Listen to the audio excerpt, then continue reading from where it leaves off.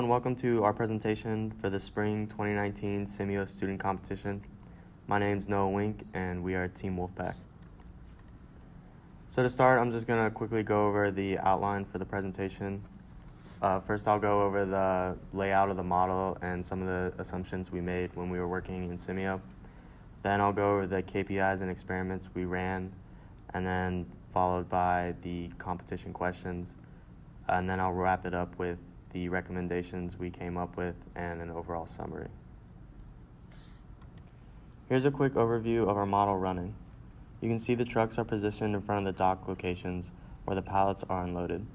We used a resource to make sure that only 2 different trucks are being unloaded at a time to represent the receivers working.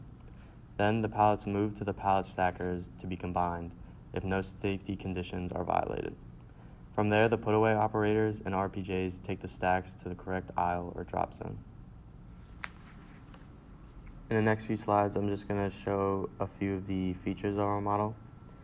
So in this slide, there's 2 pictures. The one on the bottom is the one that we were given with the project statement that gives a 2D layout of how the warehouse is set up. The one above is how we decided to reimagine the factory. We decided to model the source as a single source that just connected to all the dock locations. And we had an add-on process set up that whenever a pallet got unloaded, the source would just create a new one. This way, we never ran out of pallets, like the project said. It said there was always pallets ready to be unloaded by the trucks, so that's how we modeled that. Here's a picture of how our truck stops are modeled, as well as the different models for the vehicles we have in the warehouse. The put-away operators are the smaller forklifts, and the RPJs are bigger because they can take 2 pallet stacks at a time.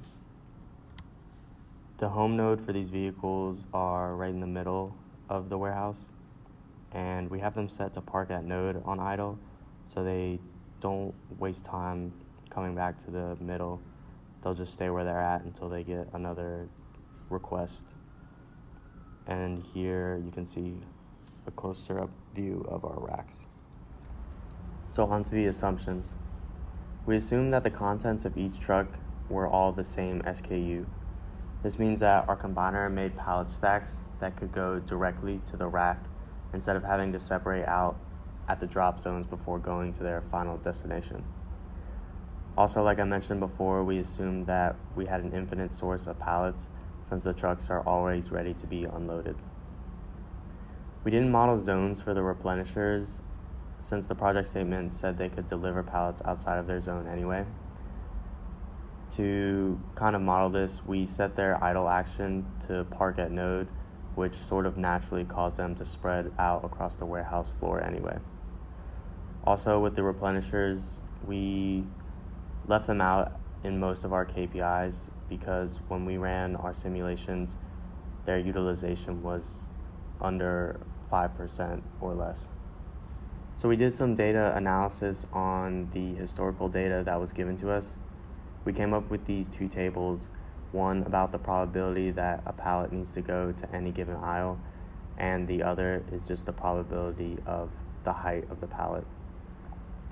These came in handy later because we were able to use the pallet height table to randomly generate heights for our entities when they were created, and we randomly assigned rows based on the percentages for where each pallet needed to go. Here's our first KPI table. This data is from our base model, which has a few features that we changed in different experiments later on. It had the RPJs limited to the dock locations 47 to 56. It had drop zones at every aisle instead of every other aisle like the project stated, and it used combiners to stack pallets.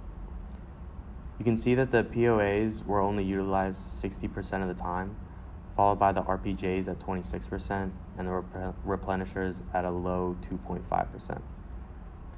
The grand total of pallets per day in this 30-day simulation was around 450. So moving from this baseline, our goal was to specifically look at the amount of pallets per day put away by the RPJ to increase efficiency and make it worth the investment. This table shows an experiment we ran changing the number of receivers working on each shift. We observed some bottlenecking in our model at the combining stage, where members and parents were waiting a long time for correct matches to show up in the buffers.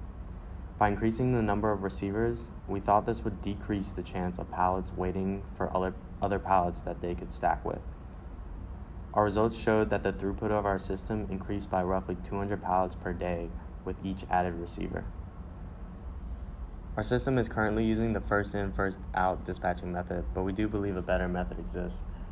At some point in our model, we observed put-away operators leaving a rack aisle to pick up a pallet stack from very far away, just to return from about where they came from to pick up a different pallet stack. In this example, you could see how if a put-away operator followed the red arrows, they would do a lot of unnecessary traveling around the model. If there was a way to include logic for the put-away operators and RPJs to always pick up pallet stacks that are closest to them, that would improve their efficiency. To improve that even further, the vehicles could only consider pallet stacks within a certain range and then choose to pick up the one that had the closest destination relative to its dock location. It could take pallet stacks from an entire section before moving a significant distance across the warehouse. In every scenario of our testing, we saw a significant increase in the number of pallets per day by the RPJs. In this chart, you can see the highlighted areas show this kind of difference. Because of this, we would definitely recommend allowing RPJs full access to all the dock locations. We ran multiple tests with 2 different layouts of drop zones. We had one model with zones for every aisle and one with zones at alternating aisles. From this data, we can see that the addition of more drop zones did not significantly affect the amount of pallets the RPJ handles each day. Because of this, we do not recommend the company spend time and resources to change the drop zones. They are sufficient as they are. The RPJ should definitely be allowed to travel up every aisle instead of just aisle 77. In this example, you can see how the RPJ might pick up a pallet stack near the left aisle of the warehouse and then have to travel all the way around to its drop zone. If they could go up any aisle, they could simply take the path of the red arrow and save a lot of wasted travel time. Allowing the put-away operators to pick up singular pallets as they became available from the bays increased the productivity of the system because it bypassed the bottleneck that we attributed to our combiner earlier. This likely had to do with the batching logic that we made within the combiner and could have been improved upon. After further inspection of the data table, we found that the probability that a pallet was 36 inches or less was 41.6%, while the probability that it was between 36 and 60 inches was 52%. Therefore, the bottleneck was caused by members and parents waiting on appropriate matches because the member and parent ratios were not 50-50. Having the pallets skip the stacking allowed the vehicles to be utilized more and in turn increased the number of pallets per day for the RPJs. Because of the way we constructed our model, the system can really handle any increase in shipment arrivals. Our source is set up to always make sure that there are pallets available to be unloaded, so increasing this infinite amount by any percent does not really have any significant effect on our model. With all this in mind, we have several recommendations for the warehouse. The first and most important is increasing the number of receivers per shift. Pallets per day for RPJs increased drastically, and an extra receiver only costs around $14,000 more. And keep in mind that the total cost of our base model for 30 days was almost $500,000, so $14,000 really isn't that much. Also, giving RPJs access to any bays and allowing them to travel up any aisle increased pallets per day in every instance. Finally, put-away operators should not worry about stacking pallets, or at least a more clever way to stack the pallets should be explored. With 3 receivers on shift, no stacking, and unlimited bay access, the pallets per day for the RPJs was around 713, which was well above the 500 mark that the company was aiming for. Thanks for listening, and I hope you enjoyed our presentation.